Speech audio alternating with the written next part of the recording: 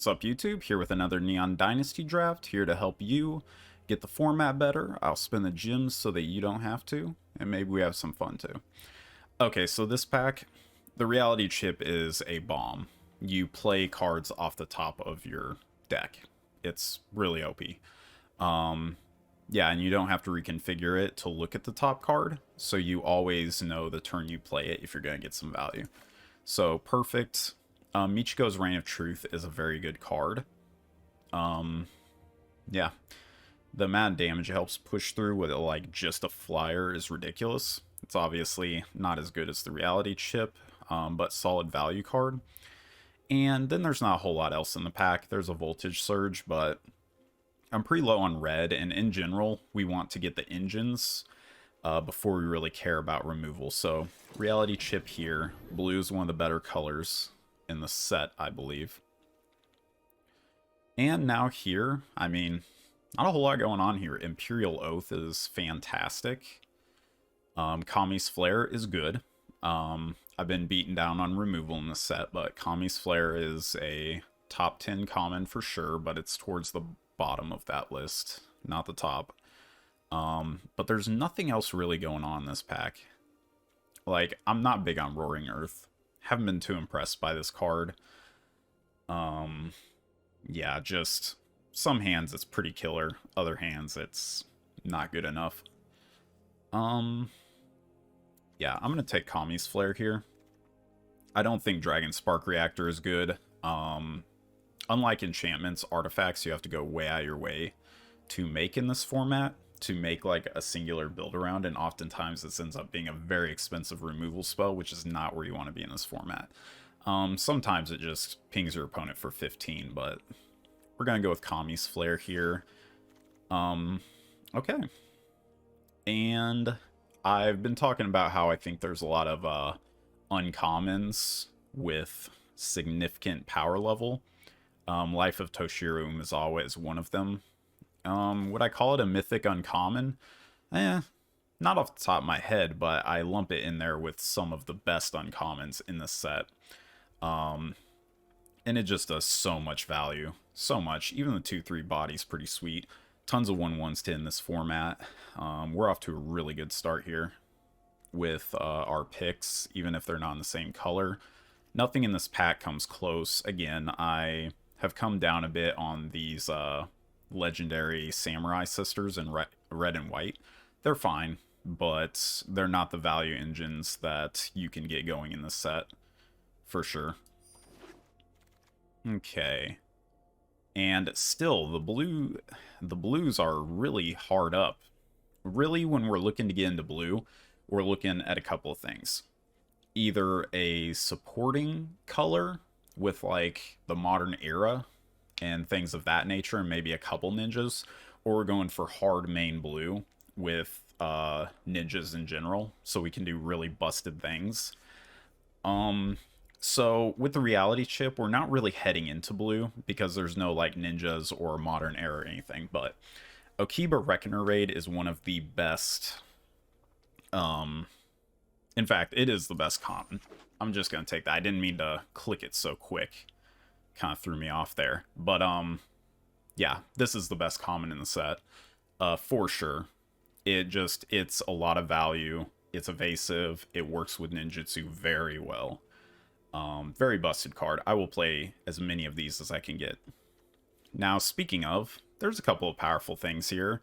Moth Rider Patrol is a good one drop, so with Fang, same with Fang. I like those decently, but the Modern Age is very powerful. This card is like just indicative of what this format is. 2 mana, a couple of loots, and a flyer with good stats at the end. What more can we ask for, right? It even can be reset with ninjutsu in a pinch. So yeah, we've got some of the best commons you can get here. It's great. Now, Spirited Companion is a very top. This is a top white common. I think it's definitely up there with Imperial Oath. and we saw one of those, and players don't really like that card. So it's possible we could get that on the wheel, which makes me want to take Spirited Companion over the Kunai. I think we're pretty open that that's a reasonable pickup. I think white wants to go to the mid and late game to generate value in this set, contrary to it looking very aggressive. And I think Spirited Companion's perfect for that because it's a card that adds to the board, triggers synergies, and gets your land drops. So I think Spirited Companion is too powerful to pass up there. Okay.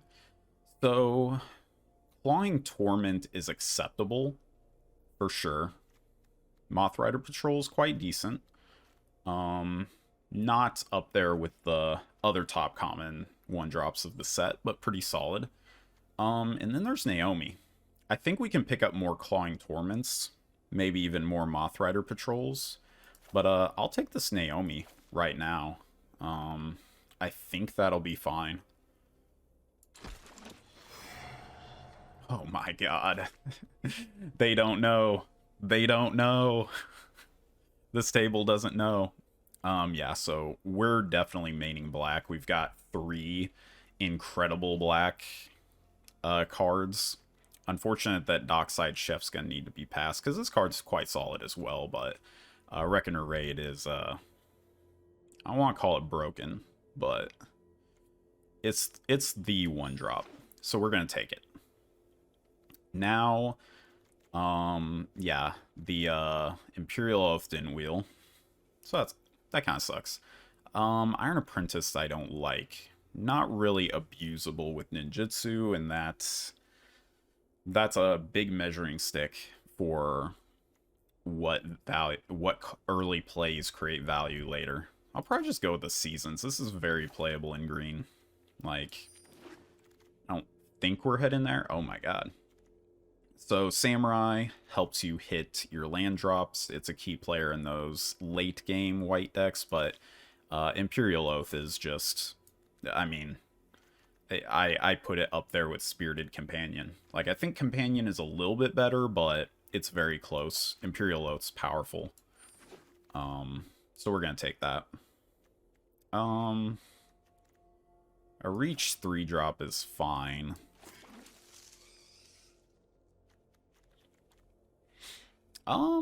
Bamboo Grove Archer is the best card among these because of what it does for a green deck. Maybe I'll take that. I think crabs are easier to come by. And Boar, I've come down a bit on. Like, it's fine. It's good.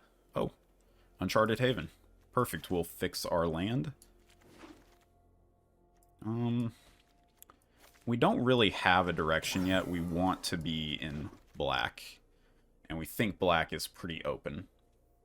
But we also would love to be in blue. Okay, so there's a couple things going on here. Gravelighter is very solid. Helps us lean into that black very, very hard. Spirited Companion, we think that white is fairly open. But I don't think Spirited Companion is the best card in this pack. It's up there, though. Think Snare, Specialist, and Disruptor are the top cards in the pack. We've got good blue cards here. I'm really leaning towards the Specialist. I think it could be Gravelighter. But if I can get some ninja shenanigans going, I think I might do that and just lean into this blue-black seat here. And I think that'd be a solid place to be. Now I don't really have any black cards. The blue cards are fine. I mean, Essence Capture sucks. You can't counter ninjutsu in this set. So leaving up mana to do things is just a counter is not like where you want to be. You give your opponent a lot of options to just play around you. Completion is actually solid, though. I could take a completion here, just move into the blue pretty aggressively. Expect to hit up late black cards. Kunai I don't hate, though. Maybe I lean into the blue very heavily here. The Kunai will make any deck I'm playing. And, I'll probably just take the Completion as a better card in general. Ooh. Now we get... So I've been talking a lot about early value engines, that there's a lot of early value engines you can take. So what does the late game look like in this format? Is it dead? No, anything but. The early game is creating a lot of value very quickly. And the late game is about playing cards that are like 3-for-1s or something insane like that. Long Reach of Night falls into that category. And I love this card so much. Like, it's just a, like, casual 3-for-1. Turns out, in this format, it doesn't matter what cards you get. The fact that you're getting cards is big. So, we'll take that. And I think we want to be in blue-black here. For sure. Not good blue. We can also look to white, but white is completely cut in this pack. Wow. Was not expecting that. So we can get either a Kunai or a Sky Swimmer Koi. I don't hate the Koi, honestly. But I'll probably take the Ninja's Kunai and just play that in whatever I play. Could also just take another Uncharted Haven. Don't want too many tap lands, but... Go ahead and take the Kunai, I think. And it's a pretty weak pack overall. The best card is actually just Dockside Chef. Okay. Blade Blesser, I'll play happily, but yeah, I don't think I'm going to take it that early. Everything else is very mediocre. Like, Era of Enlightenment's pretty, like, fine. Turns out there is a limit to the sagas being good, and this one is just solid. It's not good, it's not great, it's solid. Like, none of the sagas except Shattered States are really the wrong place to be. But some of them are clearly better than others. Oh boy. We could consider ninjutsu here, but black is so open at this table. Reckoner Raid is absurd. Now we're really going to benefit at this table from getting any amount of ninjutsu. So blue is a really good pairing here.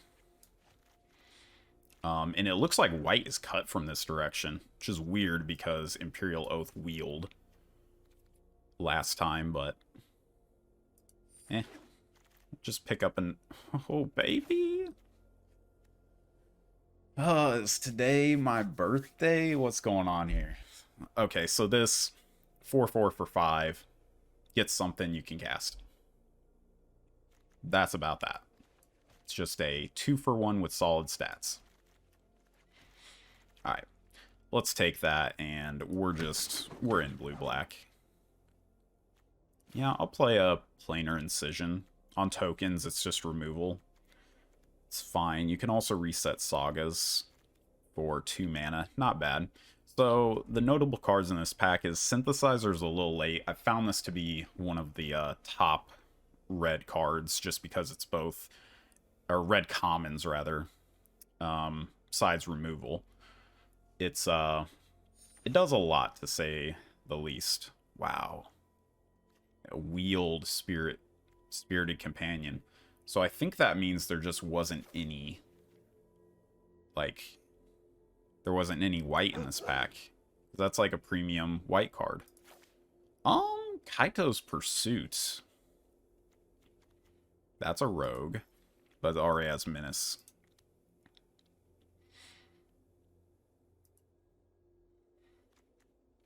I could see Kaito's Pursuit being the actual pick here. But I'm going to take the Koi because I think we saw another one of these that's going to come around, and I don't want to play more than one. Again, having this many Reckoner Raids, like, any type of ninja is going to give us good value. Hitting them for 5, and then draining them for another 2 is going to be pretty brutal. Yeah, I'll let people know green's open. Guardians of Ouroboros. Wow. all the way around. Again, I think red is quite bad in this format, but I think this card is good. Alright, and to me, Octopus is very expensive for what it does. It's very, very expensive. We already have the reality chip as a draw engine, so maybe I just prefer the Twisted Embrace here. Again, this is a very expensive card, but it works well with a couple of Reckoner rates. Worth considering. I'm going to take a Twisted. I really wanted a Ninja here.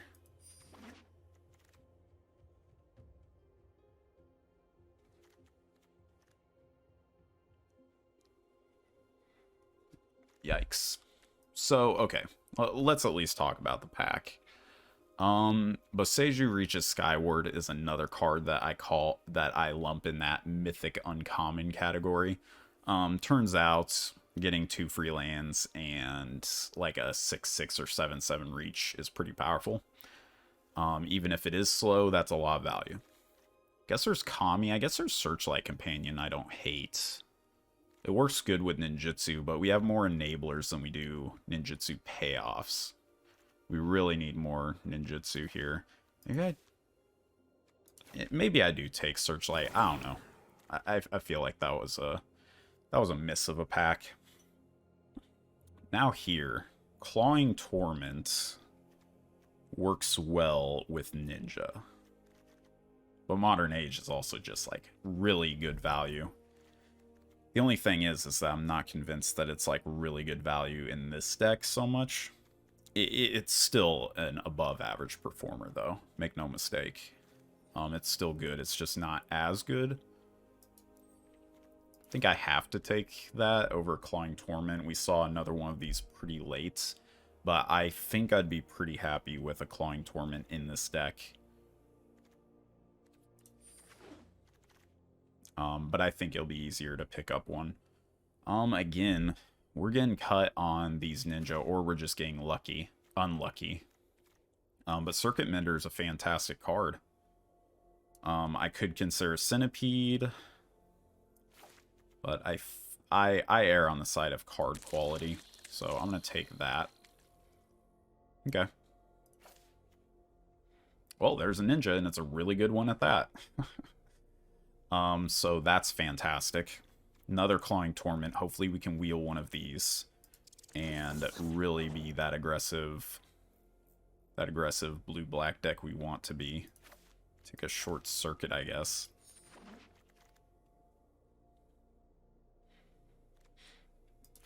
Tempo card.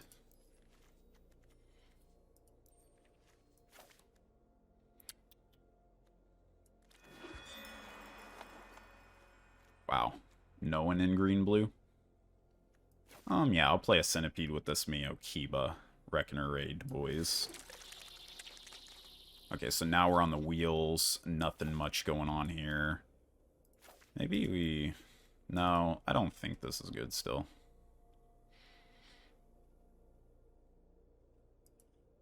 Yeah, it's not really good, but what else are we going to do? I guess I'll take this... And I don't know. I don't think I'm playing either of those. But, like, out of anything, we could splash, like, an Oath. But that's not really where we want to be. But I think that was, like, the best choice there. And we've got one Premium Ninja. I don't think we wield the Clawing Torments.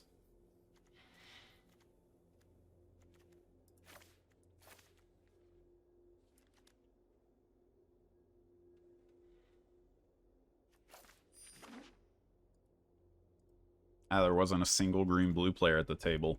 It didn't seem like there was strong presence of blue-black players either. But, man, were ninjas hard to come by here. Probably play the Trespasser. Deck looks very fine.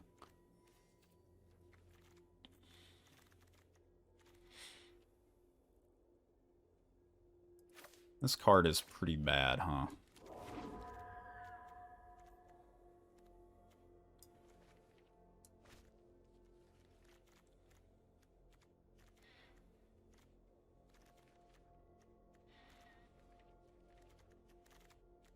There we go. There we go. We got one. And I think we're pretty happy to play the first one.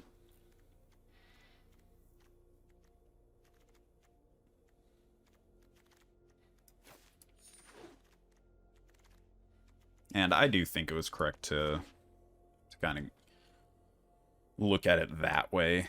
That's oftentimes the Clawing Torments are exactly like that, where like their card quality is extremely low, but it's highly synergistic in your deck, and you really like they're easy enough to come by that you really just oftentimes are more rewarded for taking the higher card quality and getting like one late than you are for prioritizing them and potentially seeing two or more, which you generally don't want to.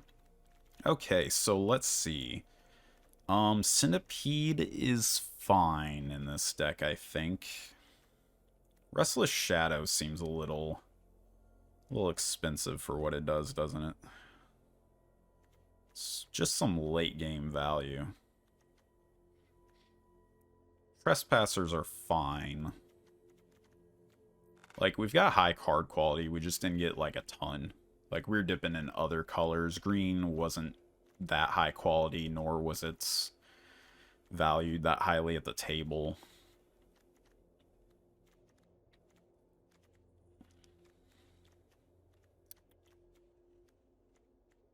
I feel like it's one of these 5-drops.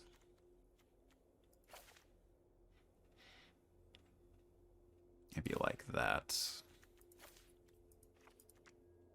I like that one. Let's get the let's get some sexy swamps in here.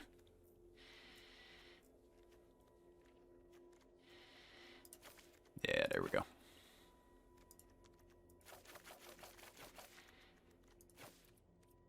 Let's see, 9, 10, 8, 10, 8, 10, 8. Looks fine. 17, because this is what our curve looks like. Yeah, I'm in for that. 10, 8, 10, 8. Yes, I think so.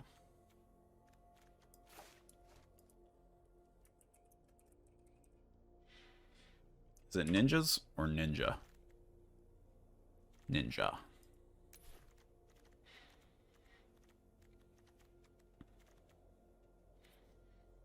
Alright.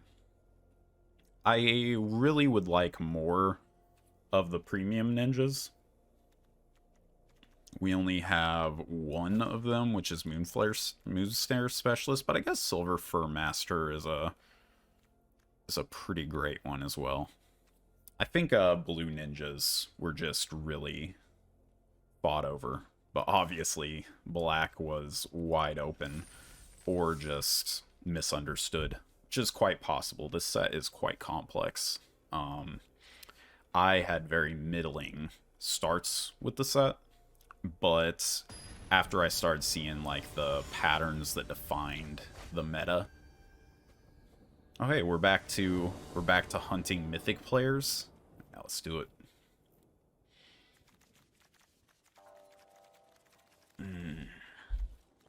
I feel like this deck can do better.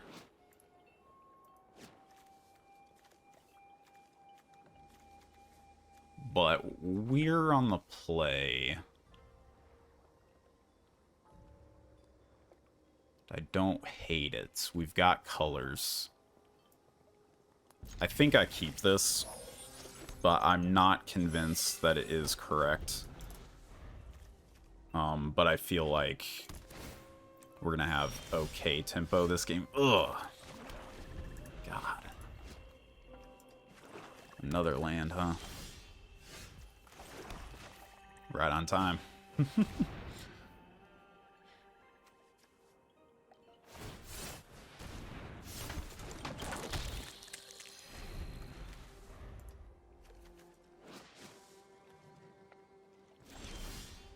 Ooh, opponent missed their land. Well, let's see what they're about here, right? They might block because ninja. Oh, yes. Or they might use a removal spell on it because ninja.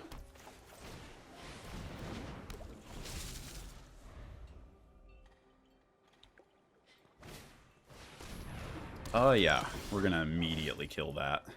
This card is insane, to say the least.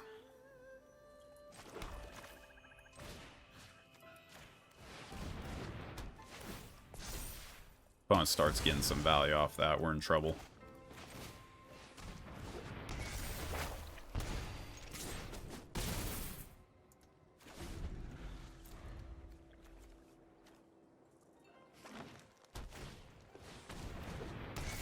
Okay. It's a fine card, it's not impressive.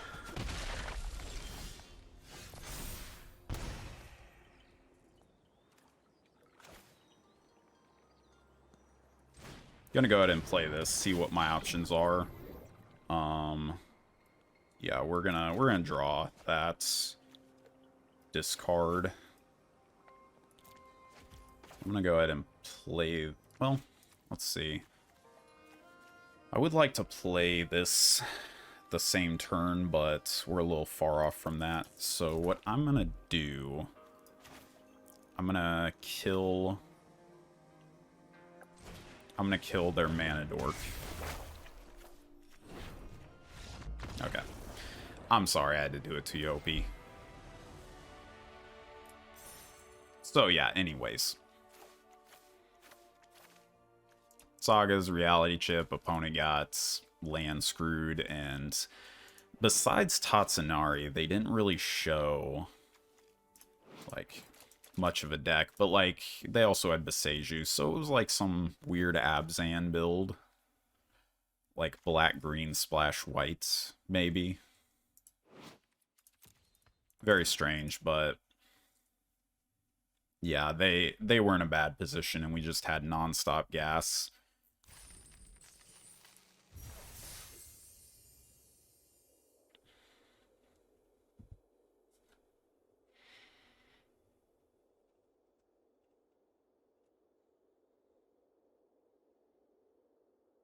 But yeah, very, very happy with the card quality in this deck.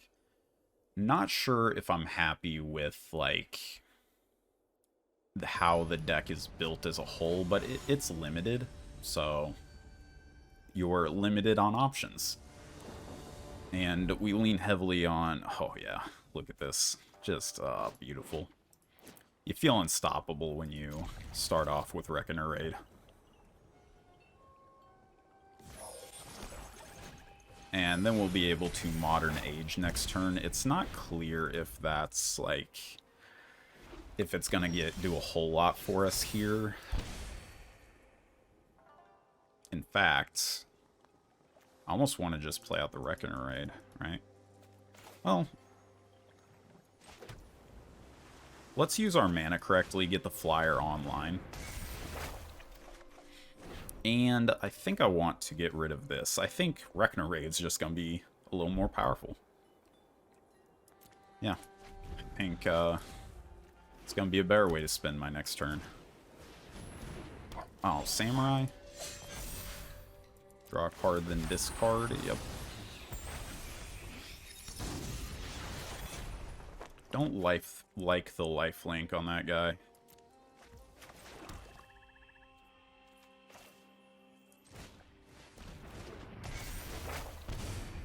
So anyways, yeah. It's kind of what I got.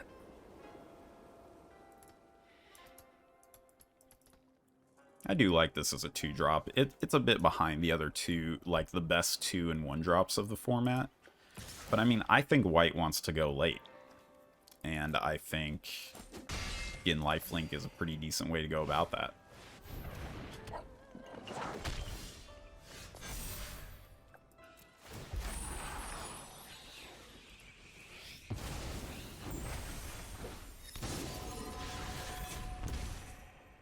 Okay, so I have a 2/3.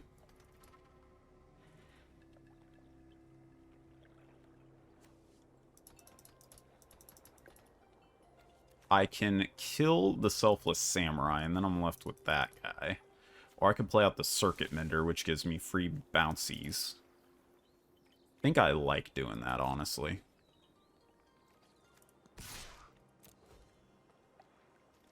It's less mana efficient. helps me develop out my board more. And I've got a scary amount of evasion now, for sure.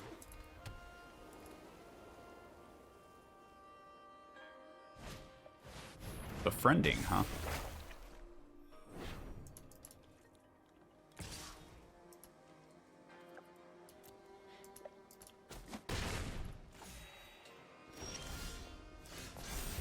Not really what I'm after there.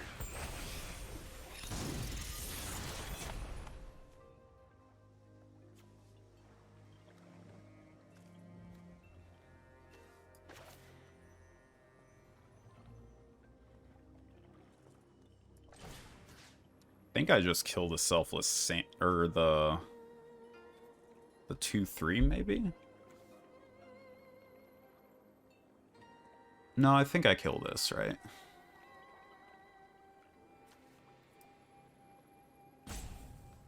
Actually, no. I get to completion his target. Oh, but then I might not have an answer for the 2/4. Let's go ahead and let's go ahead and kill the samurai here.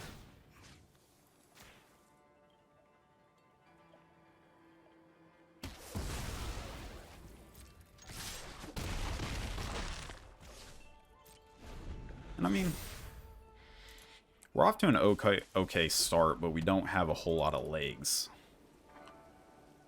on this.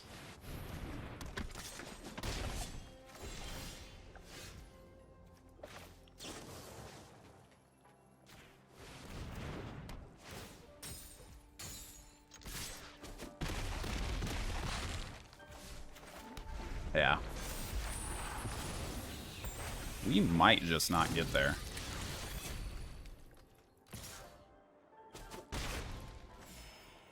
We'll see.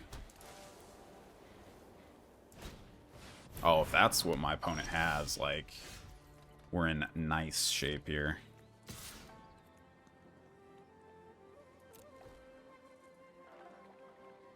Wanderer? Okay. Alright, we got some value in this deck, though.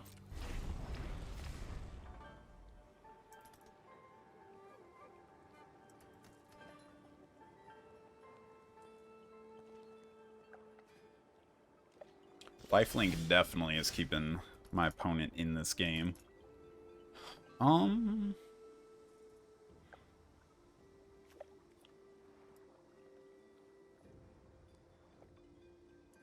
I can't attack in here, unfortunately.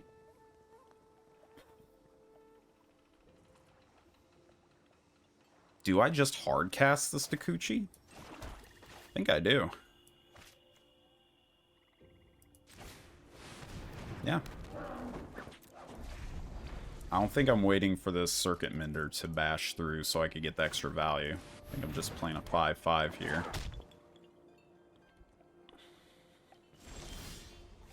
Okay, yeah, there we go. Modern Age. High value here.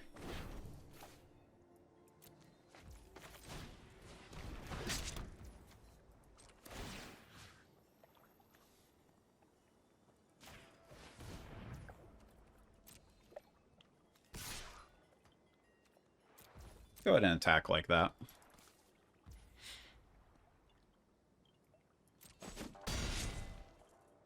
Do I go for it?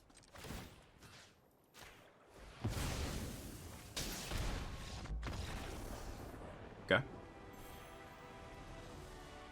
Alright. So, yeah. That is the power of these premium sagas in the early game. Now, we did run out of juice because the opponent has a ton of lifelink in their deck. And it kept them out of the range of dying to an early aggression. But one thing that's key that all of your decks have to do, even the aggressive blue and black decks, is that you have to create more value in the game. Stuff like the Modern Age helps you do this. And that's where the opponent and I differed. Like, they were stuck on mono white. They could have been land screwed, holding like 2 green cards in their hand, which kind of looks like the type of deck that they are. So, I mean, Yeah, it's just an explanation of like how value is created in this format is what I want to emphasize. Like his deck could be a lot better than what we've seen, but what he saw is a bunch of 1-for-1s, and what we saw was just a whole bunch of technical 1-for-1s that create additional value, and that's really what I like to highlight in this format, is that early and late is just as many 2-for-1 or more generations as you can have. And in the late game, we're talking about single cards that give you 3-for-1s. I think Behold the Unspeakable as an uncommon, I think that's a technical like 4-for-1. Like if we do the math, but it's unbelievable, that card. Or some of the late game cards in general.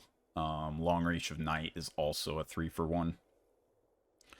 And Virus Beetle, even being a one, it's their worst card in their hand on a 1/1.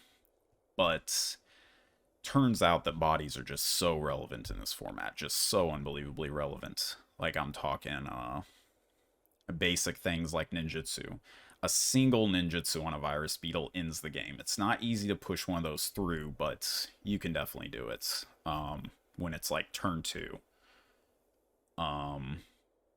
Think I've said to someone that a turn 2 Virus Beetle is one of the most oppressive things that you can do in this format, and I really stand by that. This is a weird format because I've never seen such an aggressive, slow format. Okay. Keep.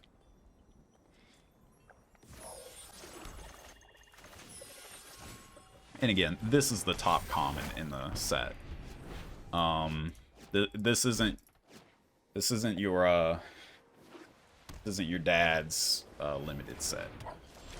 The top dog isn't removable anymore. It's insane value generation like this.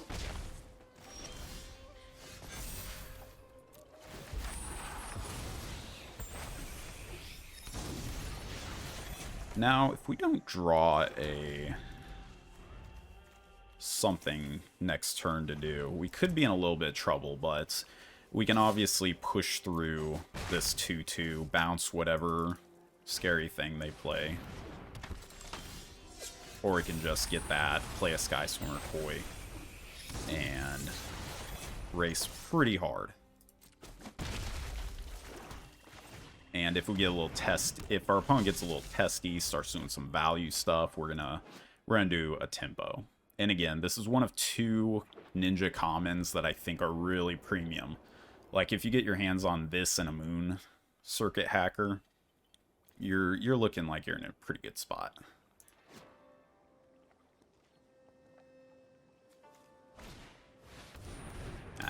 Yeah, I don't think Trashbot's that good in this format. It's a blocker.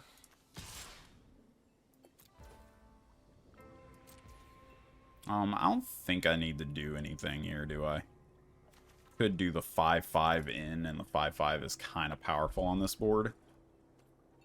But I don't think I have to do that. I think I can just hold open the completion here for anything they play, and I think I'm in a much more powerful position by doing that. Tails. Okay.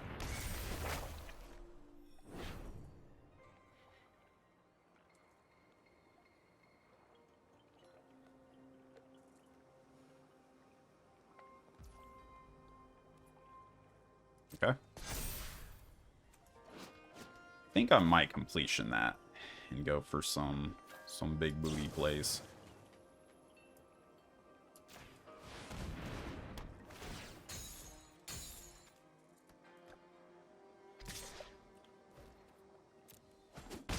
Did opponent just die?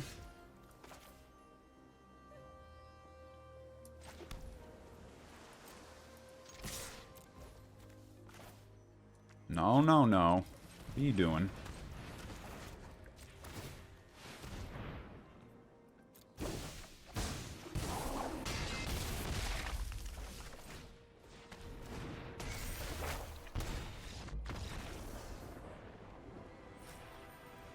Anyways, yeah. Just, oppressive things. Just give me, how many Akiba Reckoner raids do we have? 3 or 4? I'm not gonna look, because it's a good number. Whatever it is. But let's just start with 2 of them again. If I can start every game with 2 Reckoner raids, and on the play, we're doing good. But, I think it's worth noting that I think blue-black in general is the archetype that sets the entire tone of what this set is about. Because there are things in Neon Dynasty that they were successful in implementing in the limited format, and others that just didn't pan out that much. I think artifacts are one of those that didn't pan out, and I think that's why Oni Cult Anvil was pushed so hard, because that card is one of the few artifact payoffs that you don't have to build around. Like, you have 2 Virus Beetles and a couple of other random cards, and your Oni Cult Anvil's popping off. But blue-black, what it does to the format is it sets... Oh, Jesus. Okay. So this is another good hand. It sets, like, the pace for what... Okay, we might get rid of this planar incision. No, because it goes good with the circuit mender. Okay, let's Modern Age. And I'm just gonna get rid of that completion. Think circuit mender plus that is good enough. Yeah. Should have gotten rid of the land.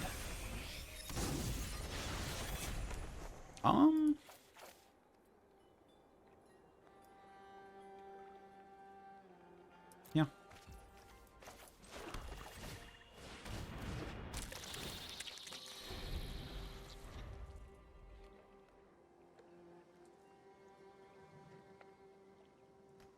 And I think we're doing great.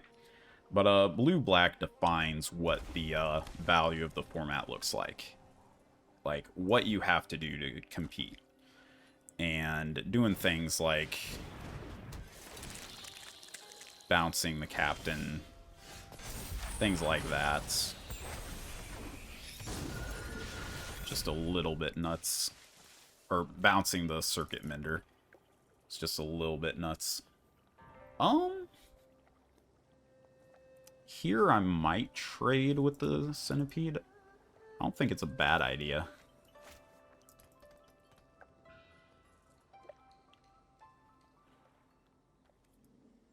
Might just attack both of these in, trade with the centipede here. If they double block the mender, I'd be really surprised.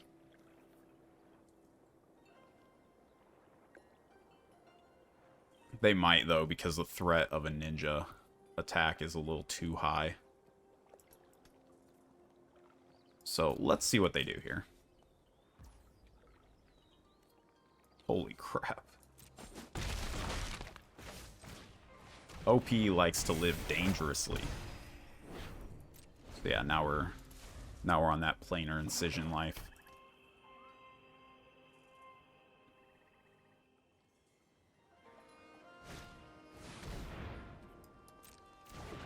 Okay.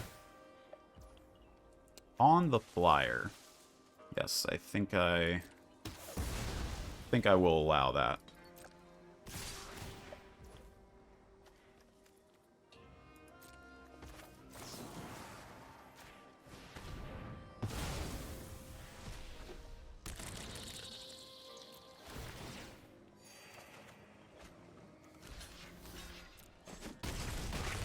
Value.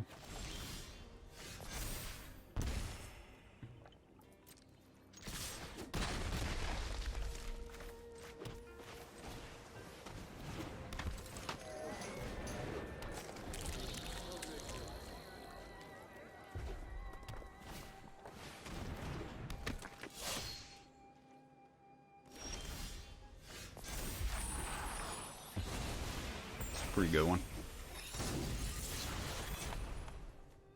I could equip this. I could also just... Like, if I... There's a lot of value. Is the thing. But I can press a huge advantage this turn, right? Can plus... Yeah, I think I want to trade off with that Centipede, honestly. And I don't think I'm going to go too far out of my way in this little exchange deal. Just gonna... Oh my god. My opponent is wild. So I'm not gonna press too hard here. I'm just gonna get my value, get my inevitability going. And yeah. Virus Beetle.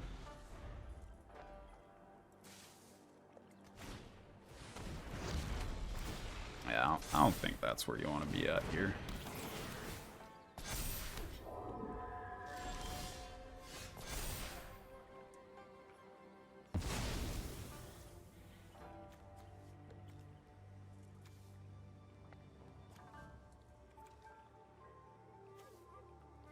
Let's see. I think I just tack in, right?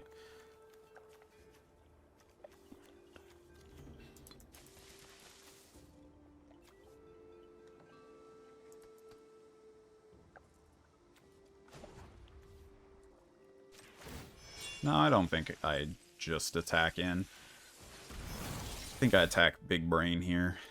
Like just 1, 2... Chump. I still get like infinite 1-for-1s here.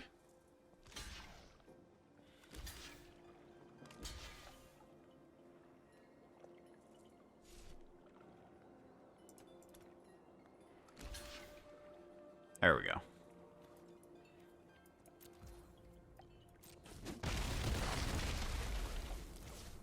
Okay, I don't think I need to actively do anything here.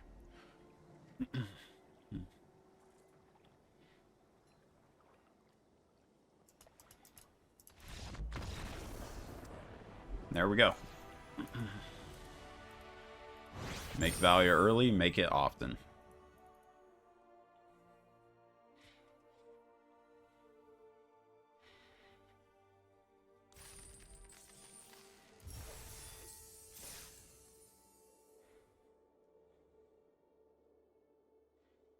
I think this might actually be my first 7-0. Let's not count those chips till they happen though. If we go undefeated, this will be my first undefeated. I've been trying out a lot of different things with this format, and I've had a number of trophies, but not quite undefeated. Which, I mean, undefeated is like not an easy thing to come up with. And in fact, like there's a large part of it your deck has to be bomb fire, which I think we have that. Oh my god. We're on the draw.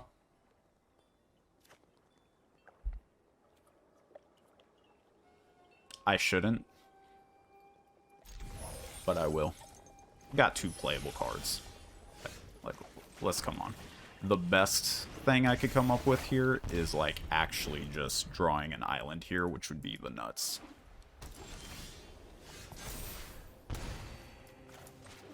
I'm sorry, LP. I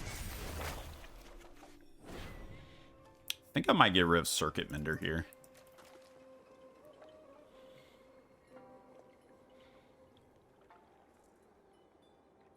No.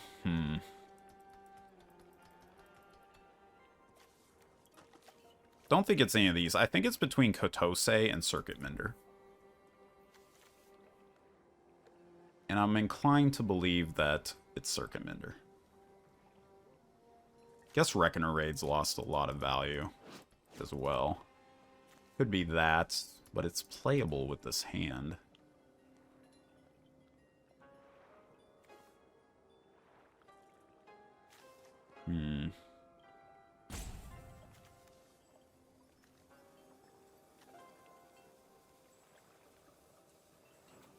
I don't even think Reckoner Raid's dead yet is a thing. I think it's still good. But I think it might be the worst. If this was a swamp, I would hard discard Circuit Mender, but because I'm not guaranteed to have, like, life plus Reckoner Raid next turn, I think it's Reckoner Raid.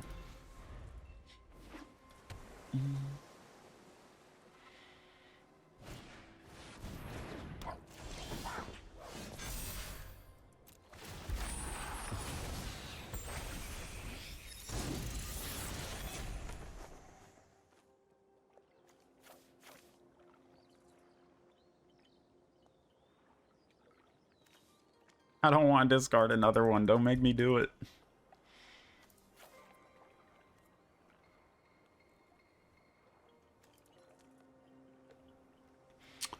I'm sorry, OP. I'm having some technical difficulties here. I don't want to discard another one, man. They're so good.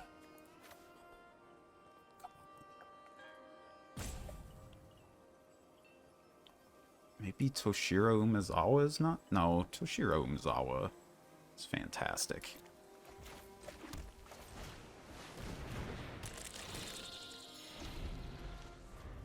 Forgive me for what I must do. I'm sorry. My hand is just too straight fire. And that's the downfall of the modern age on turn 2. Woohoo, look at that value, baby. I mean, this is fine. This is beyond fine.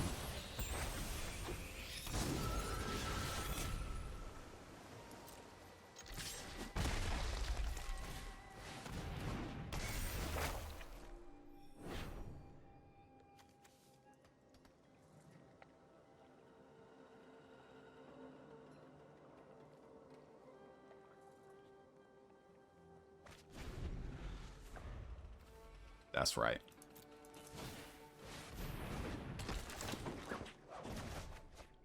Not even mad.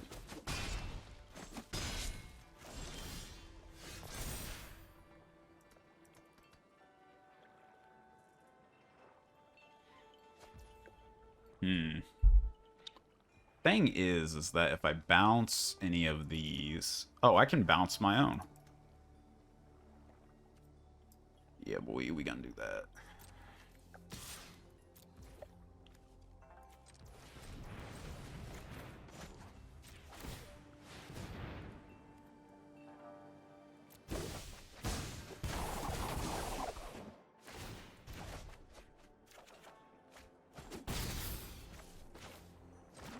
Imagine the value, bros.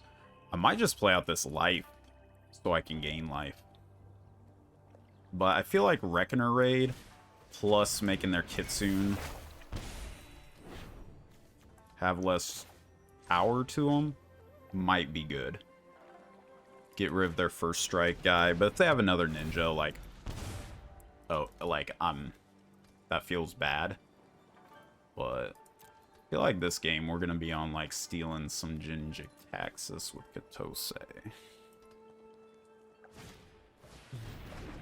Okay.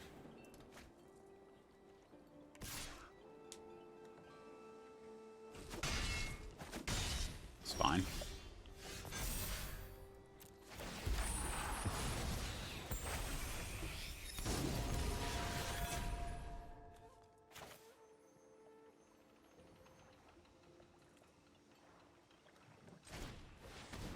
I'm gonna go ahead and kill off that Spirited Companion.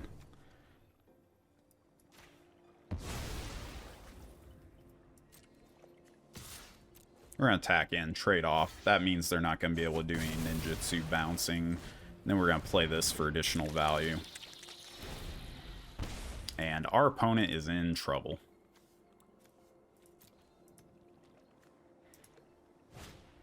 I discarded 2 Reckoner Raids like a monster.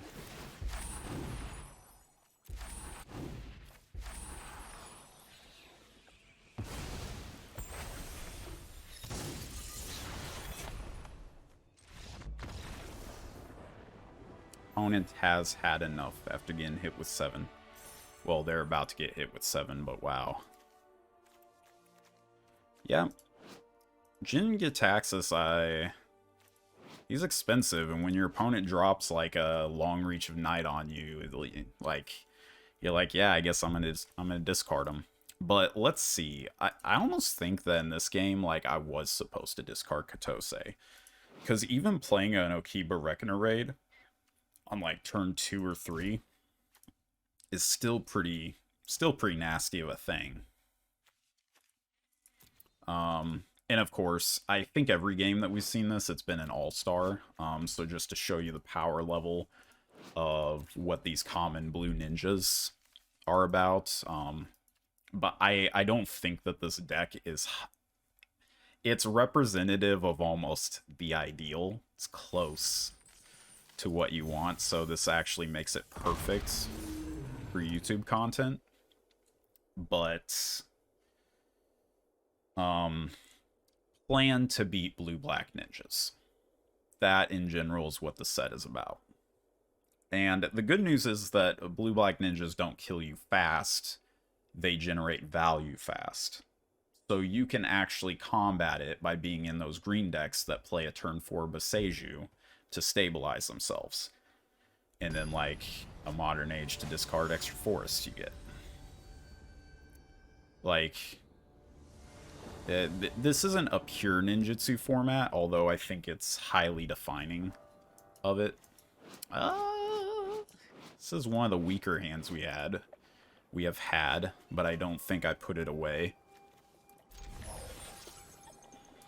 It's very hard to find a mulligan, a necessary mulligan hand in this deck, I think. Drawing another land, though, it's not good. But the idea is that we should be able to find one of our Modern Ages.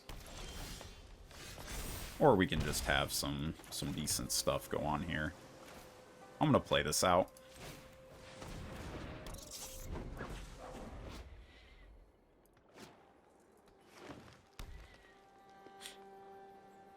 Yeah, I don't think I'm losing anything.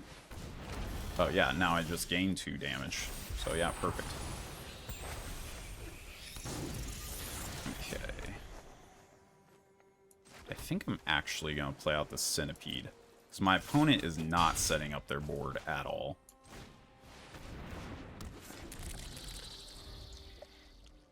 And if they tap out for a creature, now I'm going to wait for them. Am I going to wait in completion? The Brute Suit. Usually with vehicles, I like to kill their creatures to effectively kill the vehicles.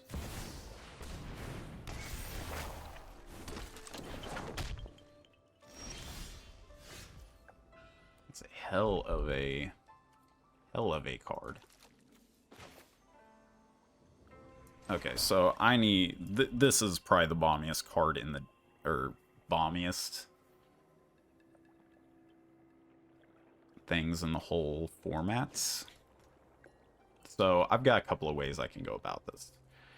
I can play out Searchlight and Kunai, attack with the 3/3, not do a whole lot of pressure, or I can attack in, wait for them to crew,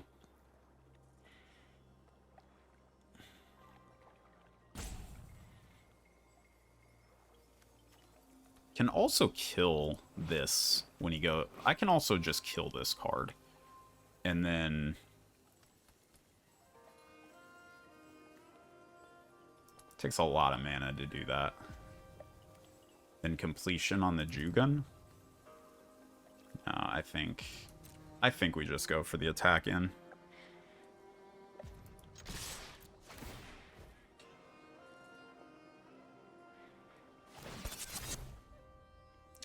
And we trade with this. No, I think we're just trying to kill this guy as fast as humanly possible.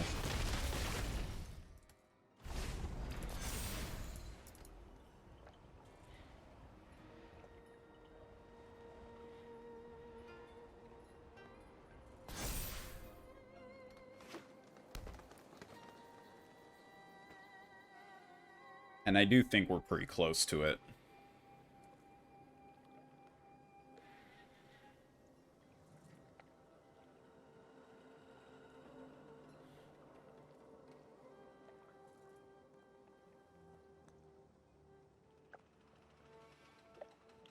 I took the riskier line, though. Like, the safer line would have been to blow this up and then wait till Jugan was online and then completion it. But I would have missed a lot of damage in doing so. Okay.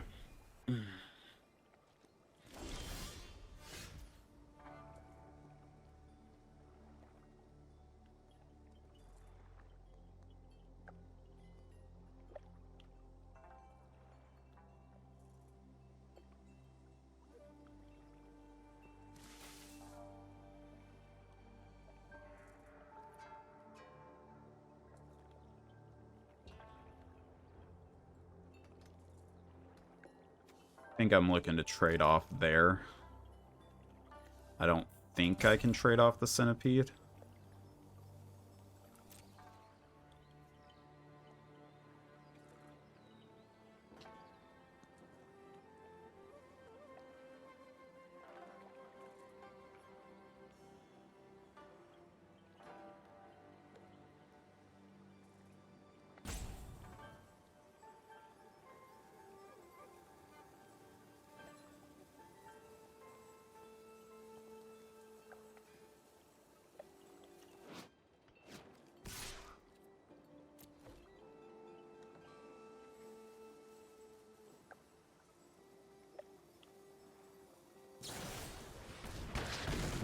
Okay.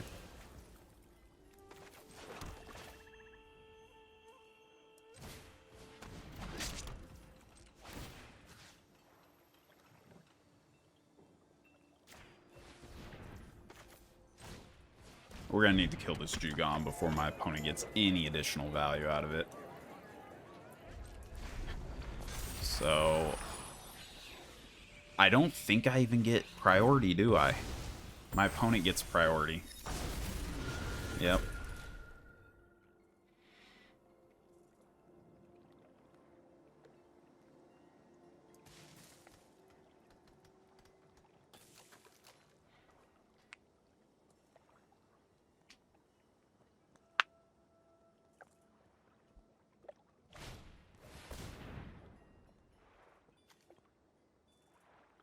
Enters the battlefield. Okay, it's a battlefield trigger, so I'm going to kill Jugon right now. My opponent can save him, then I got Jugon, and maybe I picked the wrong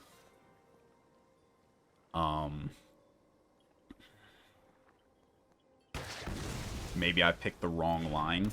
Because I chose a heavy tempo line because it felt like we were pushing tempo pretty heavily here. I'm going to go ahead and play this.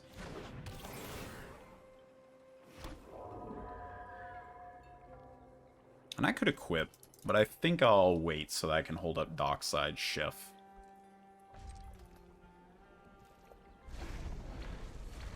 Opponent's only on green as well. Okay. They put on the Bamboo Grove Archer. Yeah, okay.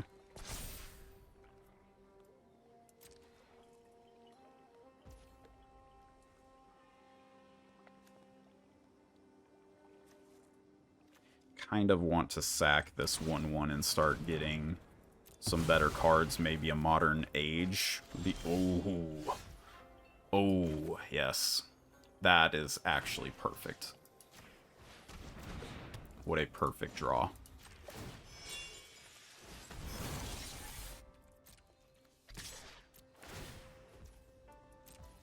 And that is especially why I do like Clawing Torment. I think it goes very well in all of the, in most of the black decks. Not the black-green value decks, but in a lot of them.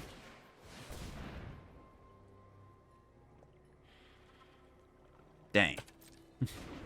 Ugh.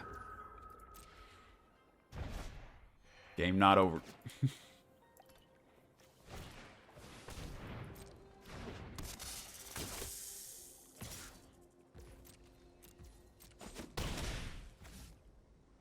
Let's get some value.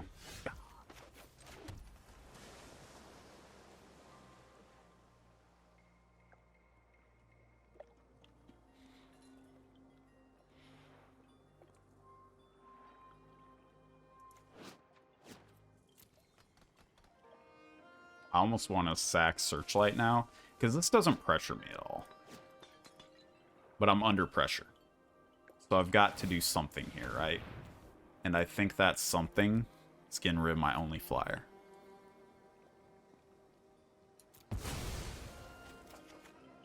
Okay. I don't hate that. Now the question is whether I attack in with that. I don't think I do. I think I just chill out. This game's not over. Opponent might just be on straight mono green.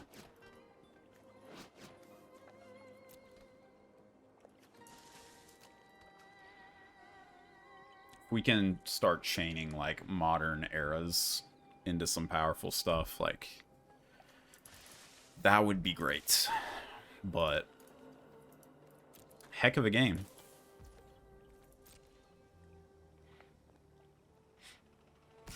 I should just... Oh, they are... yeah, they are a little... this screams ninjutsu to me. But...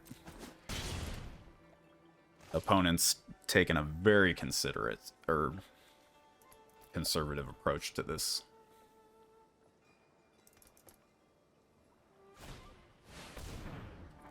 Okay.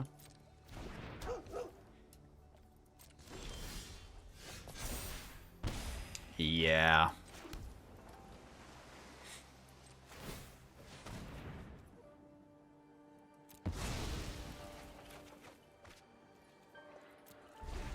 Blood.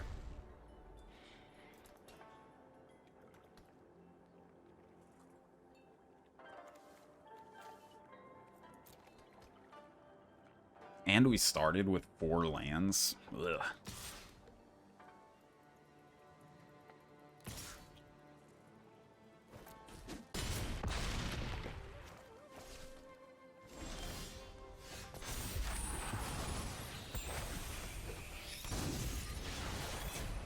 Yeah. Alright. Oh. 8, 12 of our lands. I mean, we did pretty good considering. And we played against a Jugon defends the temple. Like, come on. But opponent had a lot of anti-ninjutsu building blocks, so not bad. That's the key takeaway there, is that, yeah, we got beat by a bomb. Yeah, we almost won, still. They might have been kept off a second color, but we're not even sure that's the case. But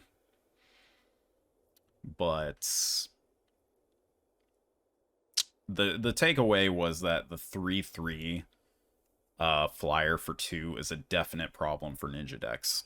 Like, I love to have that card in my green deck. The problem is that it doesn't form any core engines. It's purely reactive, but it functions a lot like a removal might in invalidating your opponent's best cards. Oh, this looks pretty good to me. It's a little slow. Maybe we draw a Reckoner raid. No, not like that. Yes, like this. Never mind.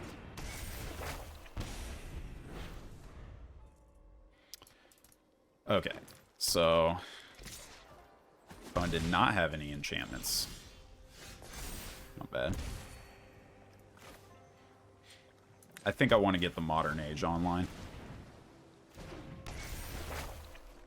It's not clear. Out of all of these, yeah, I want to get rid of the Sky Swimmer Koi. Yeah, I think the Koi is the correct kill there. Reality Chip gets better in the late game. Opponent, once again, does not have any enchantments. Oh yeah, we're getting rid of these Trespassers, faux show. Would have been nice last game, though.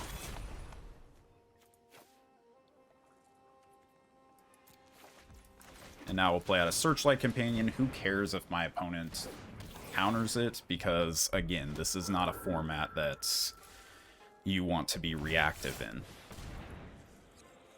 Okay, so we're up against a blue-green ramp deck. Alright, alright.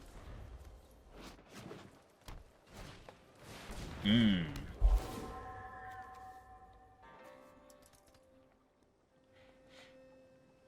gonna want to complete that. This card is another one of the ones that... What?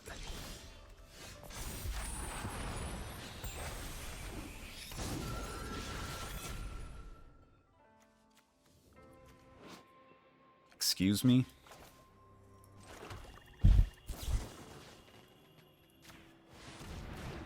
Alright.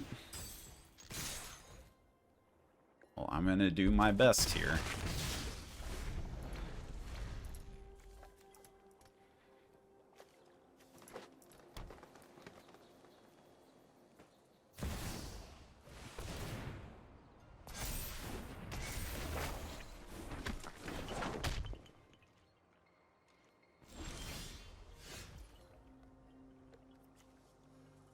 You're not bad, are you?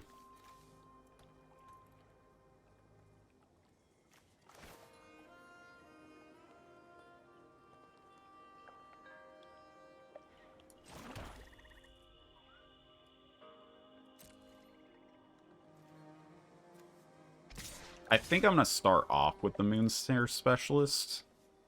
And we're going to attack in here. I'll trade this off with the Generous Visitor.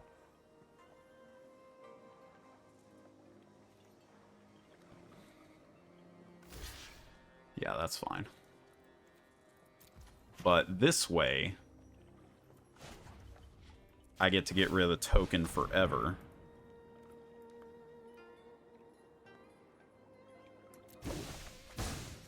And they're gonna get a blank part of their Saga here.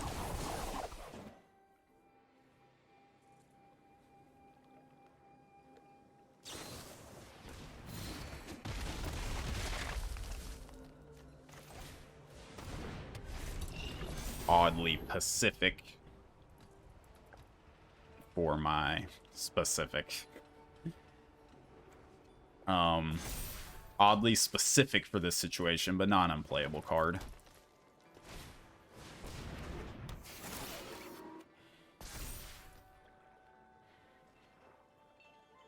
At least my opponent's pretty much out of resources.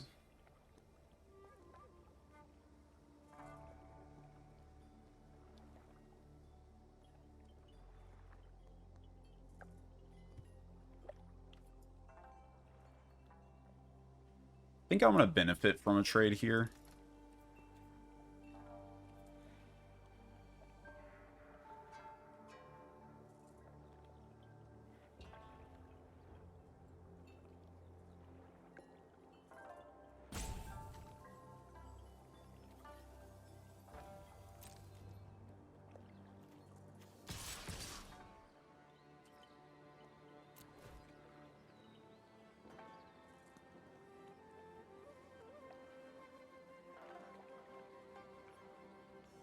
I definitely think that I benefit from the trade here. If my opponent chooses not to trade, then I can bounce it back. But this is a fine trade on this board.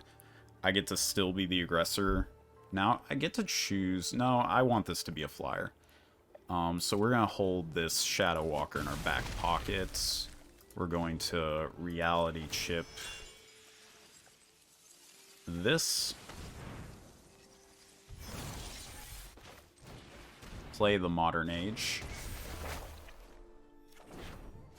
And it's a shame that this wasn't a black mana.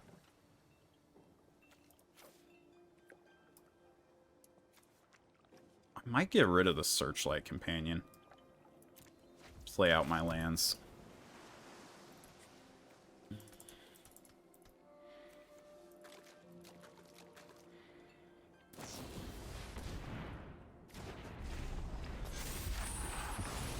Starting to get very sketch in this game.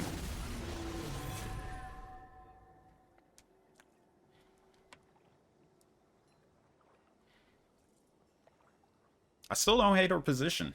We're up against two very high quality cards that are kind of single-handedly carrying this game, and I feel fairly favored to win.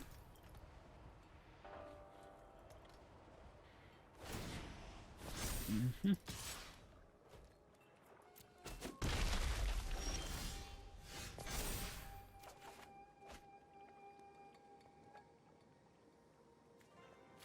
I think Chef goes.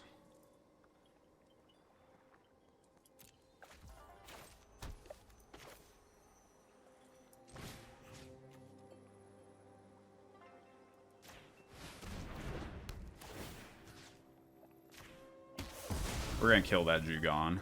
Still just causing way too many problems here. And we are very close to winning, in fact. Yeah, I can't complain too much, because Reality Chip is definitely up there. It's no Jugon defends the temple, but it's up there, for sure. Ooh, if that's their play, I think we got it. Because we can just bounce a bounce and deal exactly 5.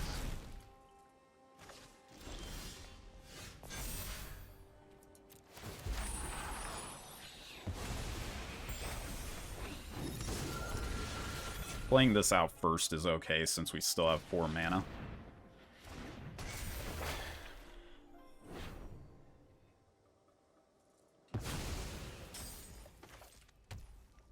Okay. And I'm going for the kill here.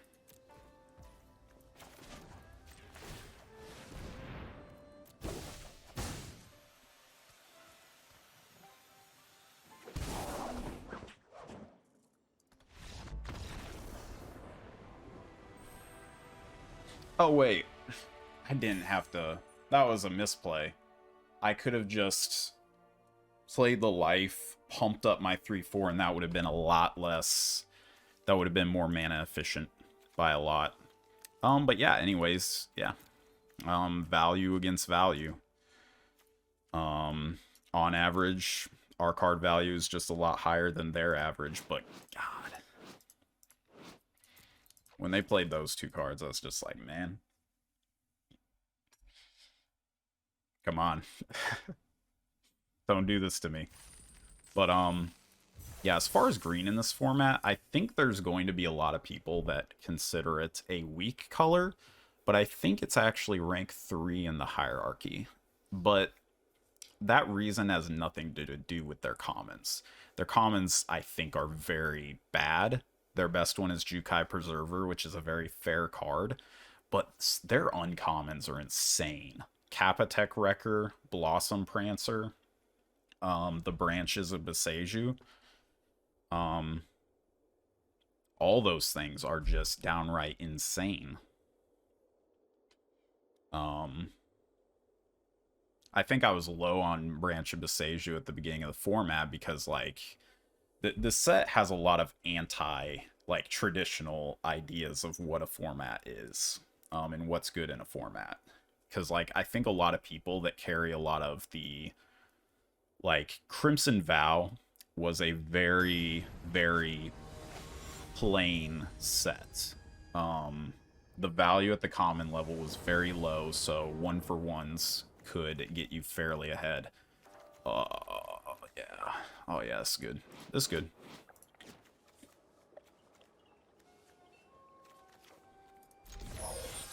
Whereas this set, like, oh no. OP knows. OP, don't do it to me. I think there's a high chance that we're getting rid of the Chain Flail Centipede in this game. There's also a high chance that we're getting rid of this Sky Swimmer Koi. Like, it's fine. Depends on what land we draw, if we draw a land. We didn't. So I think I'm high to discard this right now. Because I think my turn 3 is pretty locked up with either an Okiba Reckoner Raid and a Modern Age, or an Okiba plus a life. So these are good later. But I'm not sure they're going to be better than just having a 3/3 flyer. And of course, Clawing Torment's going to be good against this Archer here.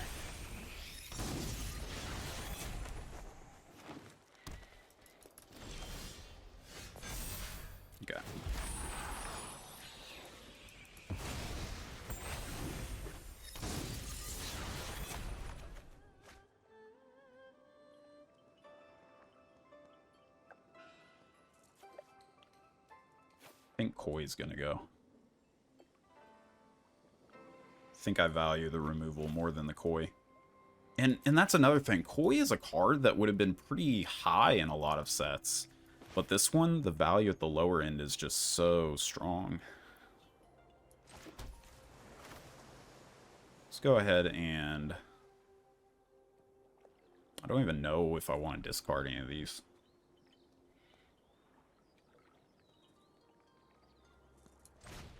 Let's do it.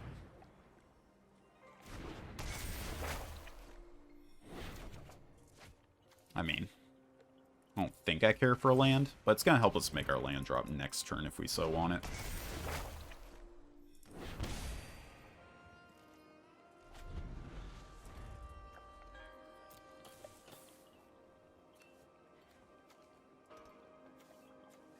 It's true that Modern Ages are better later, but they're not bad early, because that just means you're getting a 2/3 flyer a lot sooner.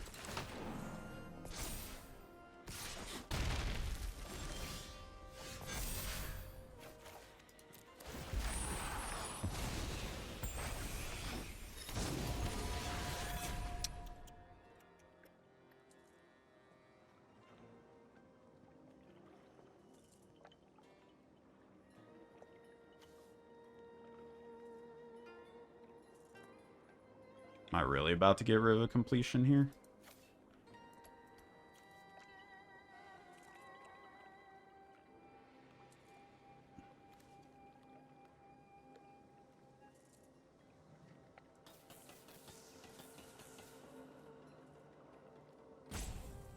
This is rough. I don't have anything I can bounce that well on their side. And I kind of like all of these cards. Like, Clawing Torment without doing anything else is kind of weak. But like a Clawing Torment plus a life is actually pretty sweet. Maybe I do get rid of this.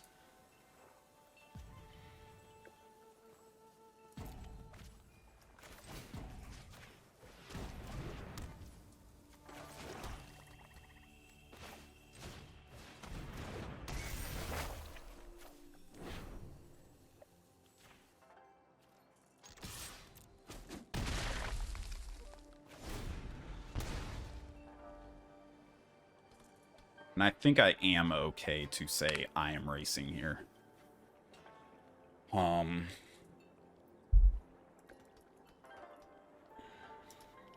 think 2 Merfolk Looters feels like a little much.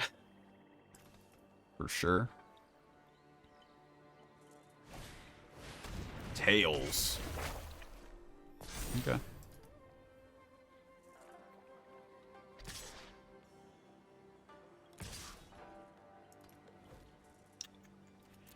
What's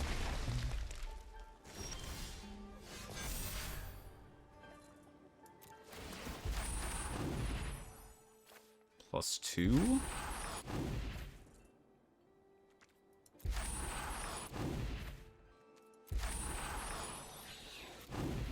Yep.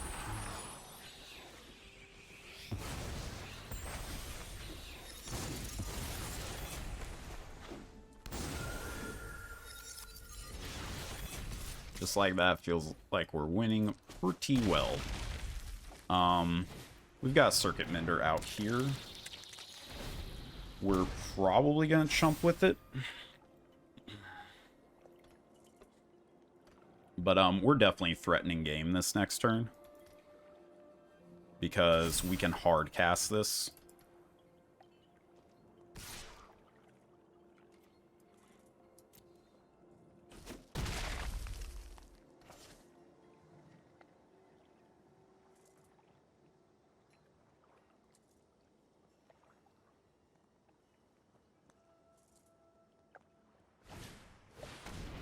Ooh, Blossom boy.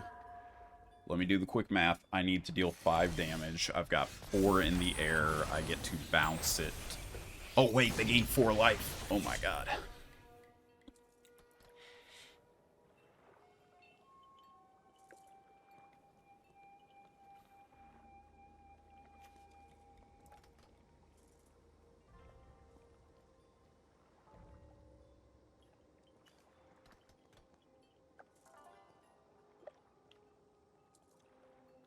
Blossom Prancer's good. Let's see, then they just eat one of my dudes. Take 2, take 6, take 8.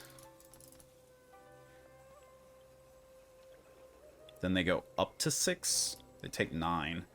They go up to 6. I think that's fine.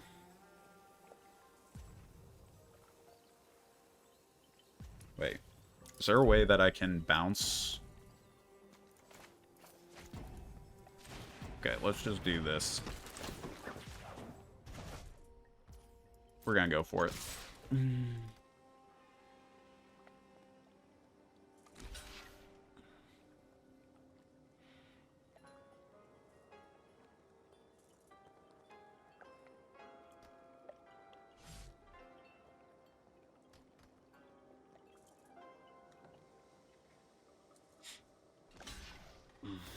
Yeah.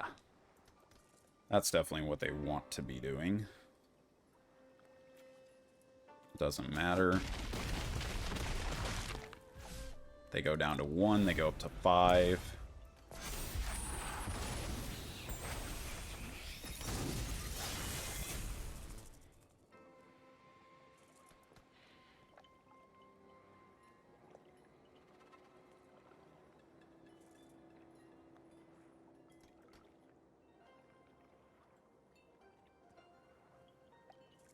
So they can't just play out Blossom Prancer this turn. Yeah, this card has been an all-star. I think... I'm not sure I do like Moon Circuit Hacker more than it.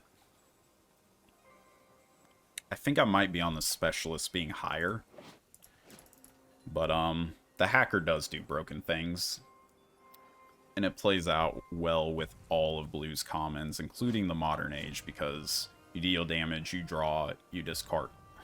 Okay, we're back. We're back. And let's see, now, 1, 2, block, block, block, block.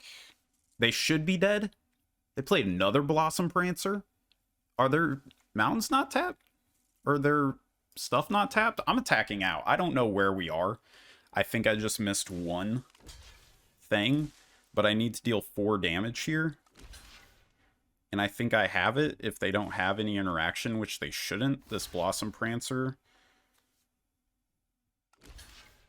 So, yeah, they should be very dead on upkeep.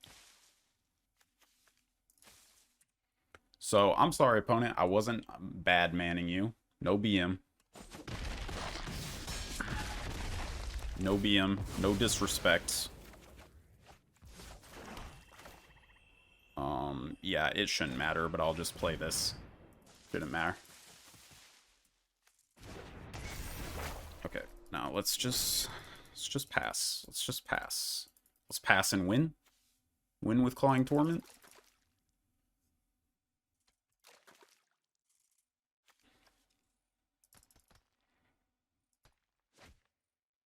Discard a Virus Beetle. Fine. I shouldn't have played that. Felt kind of like a...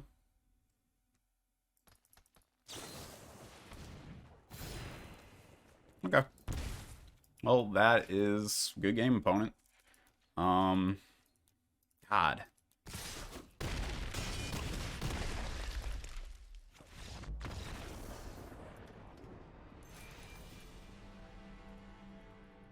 I got beat by that card.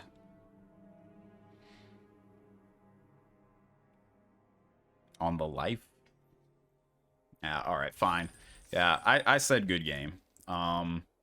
Got a little sidetracked there with the disconnect, but looks like our time was good, opponent. They just had it. They had a double Blossom Prancer is what it looked like. Could we have gotten 1 life somewhere in the game, though? That's my big question. Maybe. But, I mean, you're not playing around an opponent having a Tamio safekeeping. Not there, anyways. Yeah, this is it. That's it, man. Well, the only thing is that it's good that we Now we're just going up, and we get to play this deck more. Like, that's great. And at least the last game wasn't a loss to a disconnect. Just a loss to a very specific and narrow card. In the right specific and narrow moment. So. Yeah, not too worried about that card. Now we get to play out the Modern Age. You know the deal. Saga, Saga, Saga. I'll discard an island. We don't need it for next turn. And if we draw 2 lands, we can discard another land. Might be getting ninja'd here.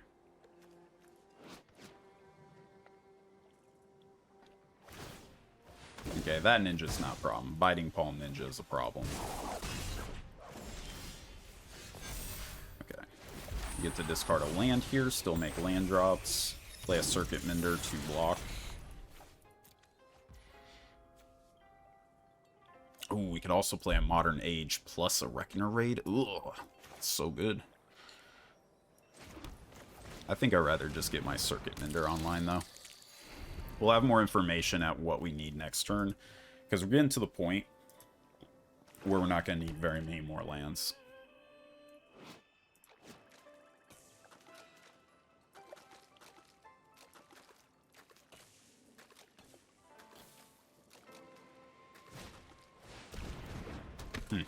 Okay. They get to make a treasure, but I mean, I don't think I'm never taking that opportunity there. Oh, it's a tap ability. I forgot. Yeah, there's a lot of reasons why I don't like that card. I think we're about to get the Modern Age 2 online and play a Reckoner Raid. Oh, yeah. Imagine the value. You don't have to because you're seeing it.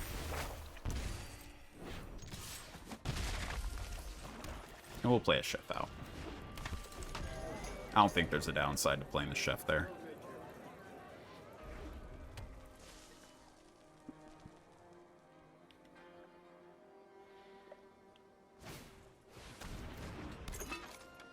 Yeah, I remember people being high on this early in the format. I don't think it's that good, really.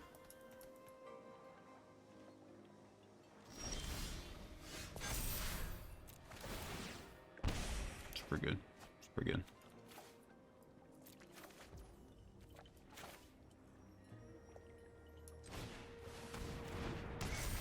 So we get to be pretty nasty to the opponent. Get to kill that. Get to make that unable to block.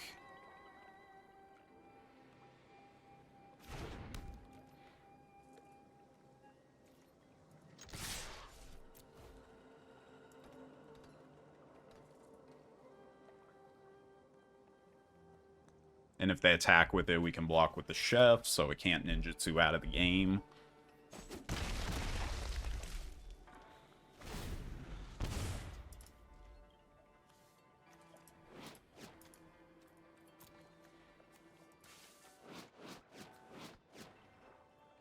I'm not even convinced that this is necessarily just an aggro card. I think it's legitimately a ninjutsu card.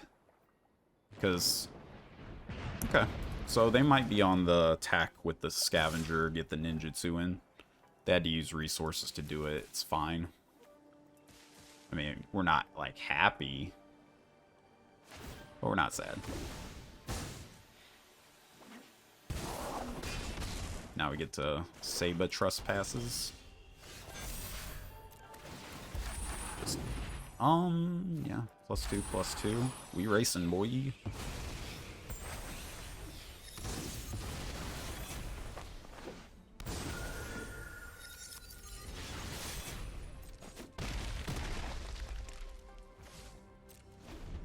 Next turn we get, or this turn we just tap. An opponent's in trouble. In fact, do I actually care if they attack?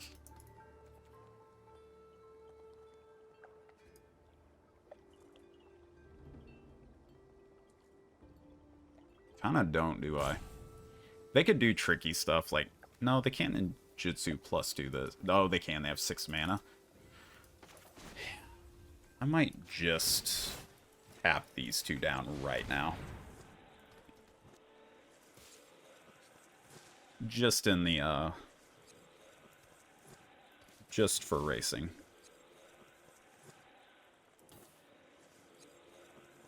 I don't think this card's, like, good or anything, but I mean, if you're looking for blue fillers, like, and you have a good blue core, I think that this card does a lot of what blue wants to do. Alright, and there we go. Not as exciting of a final game. Opponent really didn't see the more powerful half of their deck is what I'm guessing. They have a lot of artifacts matters things going on. In fact, a lot, but without the payoff. And one of the reasons that I don't think artifacts is as strong of a deck in this format is because enchantment synergies have an implicit synergy in the deck. No matter your deck, you have enchantment synergies. Arts had a ton. Ninjutsu. A lot of just the cards that you want have implicit ninjutsu synergy. But artifacts do not. They have very weak enablers, except for specific things like virus beetles, which are high priority to pick up. So you get less of them. And really, their best payoff is the black-red Oni Cult Anvil. And that doesn't need a whole lot of artifacts to go off, honestly. It just needs one decent one, like a virus beetle. And then you're set. I think like 4 or 5 artifacts in the deck will probably consistently do it. So I'm not sure what the opponent's artifact payoff was here, but so far I just haven't seen like the artifact deck come around, and I don't think the Oni Cult Anvil counts enough because I've put that in like basically non-artifact decks and it does work. But yeah, that's kind of my thought on that. Again, our draw was strong. This deck was insane. 7-2 was a little surprised at that, but we had some very, very good games. Seems like Tamio's safekeeping got us a few times for sure, so I still think that reactive plays aren't what you want to be in this format, but like you have some reactive plays, and that was one of theirs. But yeah, this is basically what you want. Reckoner Raid. Huge tempo. Huge tempo in the early game. 1-1 that is going to threaten a lot of damage. Like, it's just, this is a premium 1-drop. And there's a few of them in the format. This is also the top common. I don't think it's even close. I think it is the best by quite a bit. And I think there's some pretty good commons. Modern Age is an all-star. I've heard people say you don't want this really in your ninja deck, and I don't think that's true. I think you want this in all of your blue decks. There's not a lot of hard draw in this format. But this deck, or this card, simulates it. It gets rid of those dead draws.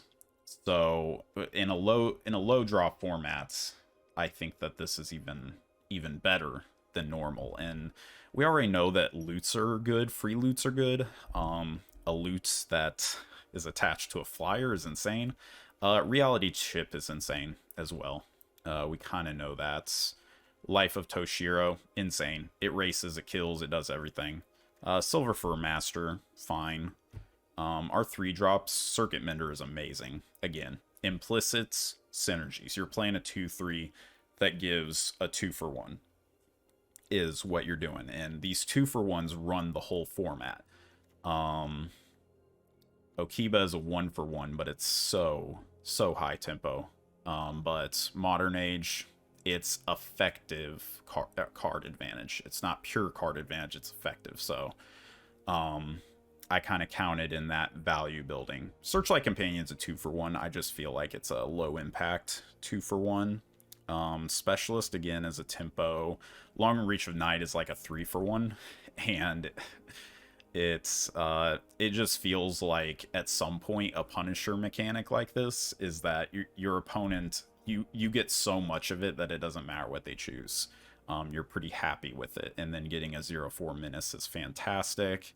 And then like black filler, but it's ninjutsu. And half of the ability of ninjutsu isn't to cheat costs like this card. It's not to sneak in damage. Half of the ability of ninjutsu is to bounce whatever you were doing and then get more value out of it. Like with Circuit Mender, I think we did that once. Sometimes with these, what do you call them?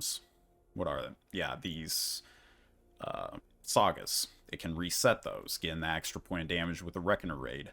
So again, if you need ninjutsu, a card like this is fine. And a lot of black decks really want ninjutsu because there's a lot of abuses. We're not even seeing half of the abuses you can do in this deck. Katose, we didn't get to play her again. That seems like the story of my life. And Saber Trustmasters, very fine blue filler.